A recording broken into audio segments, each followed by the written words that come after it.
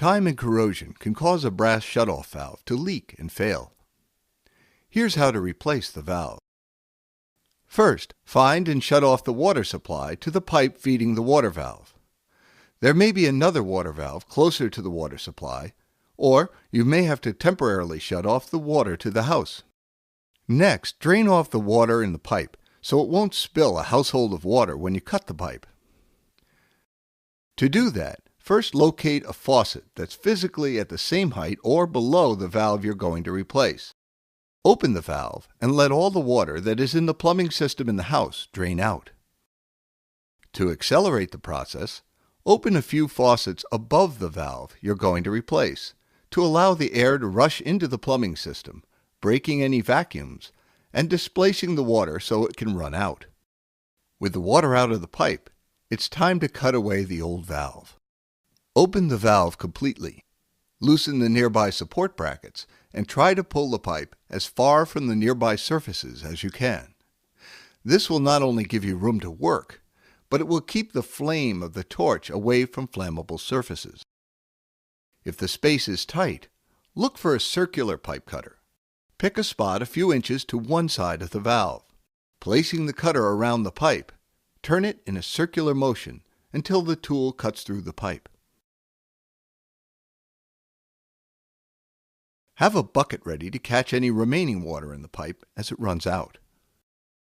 Now, pick a spot a few inches to the other side of the valve. Placing the cutter around the pipe, turn it in a circular motion until the tool cuts through the pipe. The pipe cutter will make a clean cut ready for sanding. Now, using a strip of emery paper, sand the circumference of the pipe 1 inch back until the copper is shiny. There are tools made specifically to clean away the built-up oxide on a copper pipe, which you can use as well. These tools have wire brushes that will clean the end and the inside of the pipe as well. And do it carefully, as the solder will only adhere to freshly exposed, shiny copper. Next, we'll measure the pieces to fit. Temporarily fit a small length of copper pipe to the new gate valve. Slide the new valve into the end of the existing pipe.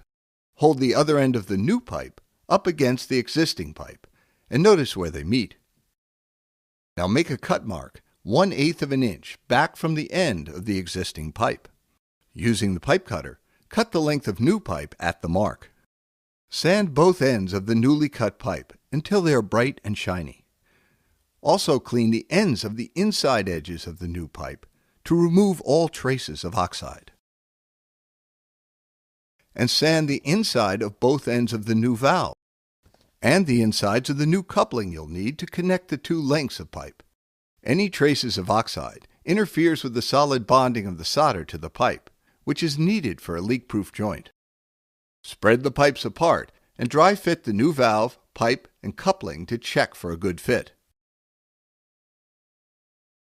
Once you're satisfied that the pieces fit, disassemble the pipes and, using a flux brush, apply a light coating of soldering paste to the cleaned ends of all the copper pipes, as well as inside both sides of the new gate valve and the coupling. Reassemble the pipe and coupler. Using a propane torch, guide the blue tip of the flame along the end of the coupling until the flux starts to melt. Now lightly rub the solder along the edge of the coupling until the solder begins to melt and flows freely under the coupling. Immediately remove the solder and the torch and allow it to cool. Very little solder is needed to make a clean, solid joint. Be careful not to add too much solder or overheat the joint. Next, open the gate valve and temporarily remove the handle. Heat the end of the valve with the torch until the solder begins to melt, and lightly rub the solder along the edges of the joint until the solder flows freely into the connection. Immediately remove the heat and solder. While the valve is cooling, wet the wood joints and any surrounding surfaces behind the area where you'll be soldering. Fasten a fireproof cloth behind the area where you'll be soldering. You can purchase these cloths from a plumbing supply house. Without taking these preventative measures, there's a real danger of starting a fire. Now take the parts you've assembled on the workbench and apply a coating of flux to all 4 parts of the remaining connection. the outside of the two existing pipes, and the inside of the new gate valve and the coupler. Assemble the unit, twisting and pushing the couplings together until they slide tightly in place. Turn the valve to the open position and temporarily remove the handle to protect it from being damaged by the heat of soldering. Guide the blue tip of the propane flame along the end of the coupling, raising the temperature high enough to melt the flux. Then lightly rub the solder against the edge until it melts and is drawn into the heated joint.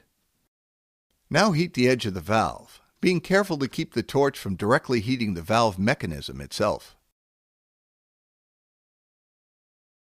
For neat fittings, you can quickly wipe down the connection with a very wet rag to smooth the joint and remove the excess solder. Allow the joints to cool for 5 minutes while you close all the faucets you open to drain down the plumbing system. When the valve has cooled so you can touch it, attach the handle and close the valve.